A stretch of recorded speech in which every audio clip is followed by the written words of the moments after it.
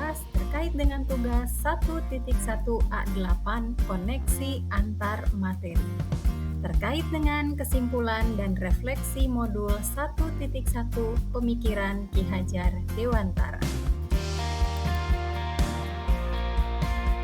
Ki Hajar Dewantara membedakan kata pendidikan dan pengajaran dalam memahami arti dan tujuan pendidikan. Menurut Ki Hajar Dewantara, pengajaran adalah bagian dari proses pendidikan dalam memberi ilmu atau berfaedah untuk kecakapan hidup anak secara lahir dan batin.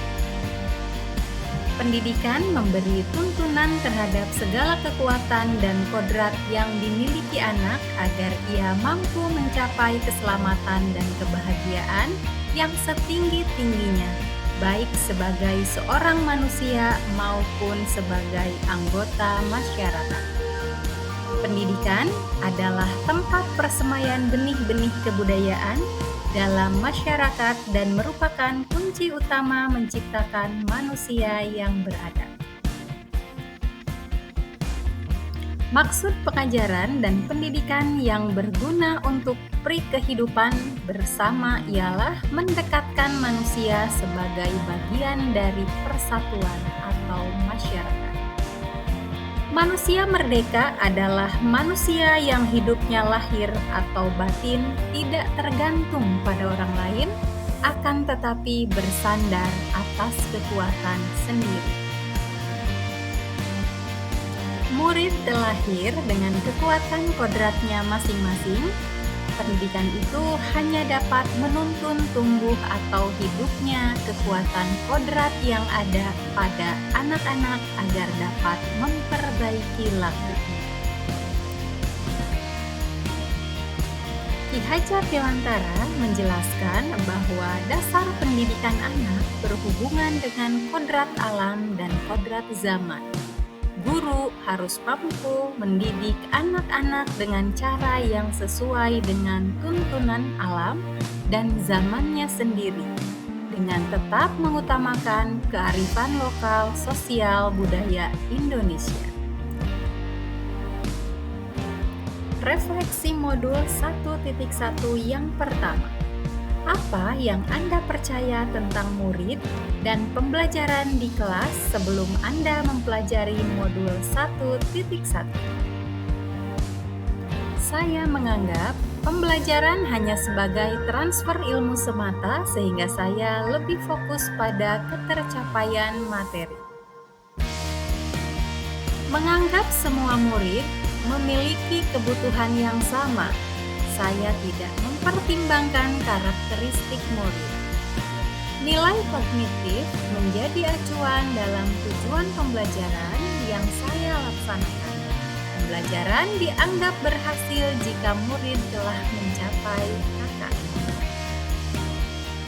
Refleksi yang kedua, apa yang berubah dari pemikiran atau perilaku Anda setelah mempelajari modul ini?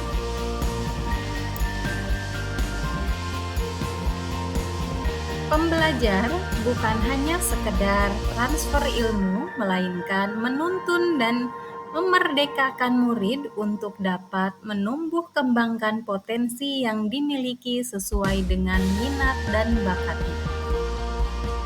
Memperhatikan semua aspek pembelajaran seperti kognitif, afektif, psikomotorik, spiritual, sosial, dan budaya. Kemudian, memberikan ruang kepada murid sebagai subjek pembelajaran, kebebasan berekspresi dan berkreasi, serta mengemukakan pendapat dan memilih cara belajar.